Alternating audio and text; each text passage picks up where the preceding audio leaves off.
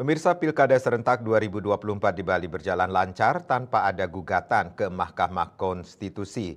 Rendahnya angka partisipasi pemilih di sejumlah kabupaten dan kota masih menjadi pekerjaan rumah bagi KPU yang menyebabkan legitimasi rendah. Pengamat menilai untuk memperkuat legitimasi pemimpin Bali yang terpilih di kabupaten kota dan provinsi begitu dilantik, segera menjalankan programnya seperti mengatasi kemacetan dan masalah sampah.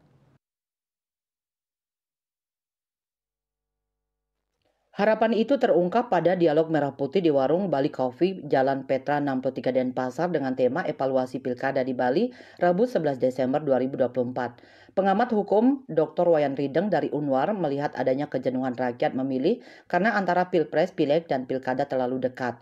Kedua, harus ada survei mengapa rakyat tak tertarik dengan paslon sehingga mereka mengutamakan bekerja daripada memilih. Namun dia tak setuju pilkada dikembalikan ke DPRD. Dia sepakat makin banyak paslon makin bagus dan membuat regulasi agar makin banyak parpol bisa mengajukan paslon. Apalagi di Bali banyak calon yang muncul mendadak dan asing di mata pemilih. Dia berharap pemimpin yang terpilih segera bekerja, terapkan program, atasi kemacetan dan sampah, jadi pemimpin yang jujur dan berintegritas.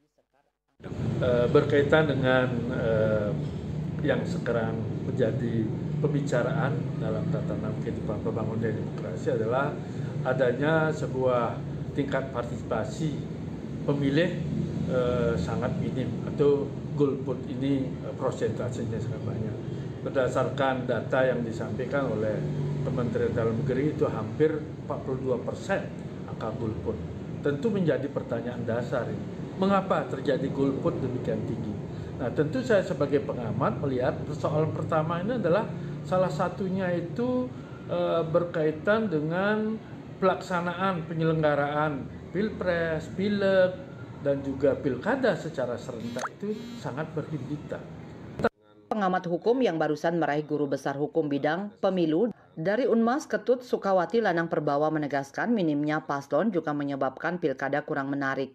Ini harus dievaluasi bersama termasuk parpol agar koalisi di pusat jangan dipaksakan ke daerah. Harus dibuat aturan parpol makin mudah mengajukan paslon seperti menurunkan batas parlemen lebih rendah dari 4%. Solusi yang dia tawarkan untuk memperkuat legitimasi paslon pemenang pilkada harus segera berbuat dan satya wacana. Begitu dilantik langsung menerapkan visi dan misi serta program pro rakyat. Dengan demikian mereka benar-benar jadi pilihan rakyat yang tepat. Segera atasi masalah kemacetan, sampah, pariwisata, dan ketimpangan Bali Utara dan Selatan.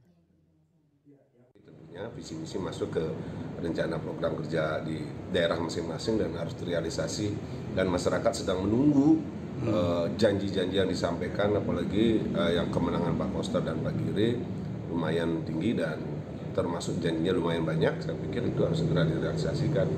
3 hal yang penting yang sudah ditunggu-tunggu oleh masyarakat yang menjadi solusi oleh pemerintah tidak hanya provinsi, kabupaten kota yang menang juga, terutama di daerah selatan Sarbagita ini tentang sampah.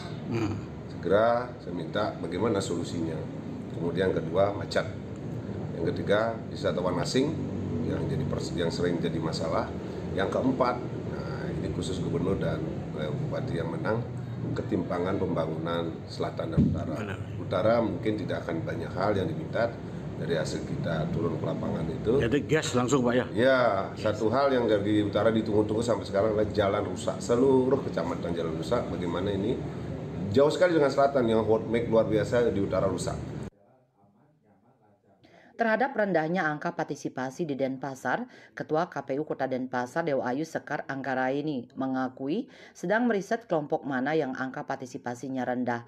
Namun dengan angka partisipasi 59% tak membuat dia berkecil hati karena Denpasar masyarakatnya majemuk. Dia mencatat 14% pemilih tak bisa dikirimi surat pemberitahuan C6 karena alasan alamat tak jelas, pindah atau sudah meninggal. Apalagi 52% pemilih di Denpasar dari kalangan milenial yang memerlukan motivasi semua komponen agar ke TPS. Dia setuju pemimpin terpilih segera bergerak menjalankan visi dan misi serta programnya sehingga makin dipercaya rakyat seperti atasi sampah dan kemacetan. Apa sebenarnya yang terjadi sementara ini, analisis sementara Bu? Ya, jadi dengan pencapaian tingkat partisipasi masyarakat yang datang ke TPS di Kota Denpasar 59,55% dan menjadi yang terendah se-Bali, tentu ini menjadi bagi kami perlu untuk dilakukan kajian ataupun riset, dan kami nantinya akan bekerja sama dengan lembaga riset, lembaga penelitian untuk mengkaji penyebab dari rendahnya tingkat partisipasi masyarakat untuk mau datang ke TPS pada Pilkada 2024. Dalam dialog juga muncul berbagai gagasan agar pemimpin terpilih menyusun strategi mensejahterakan rakyat. Swece melaporkan.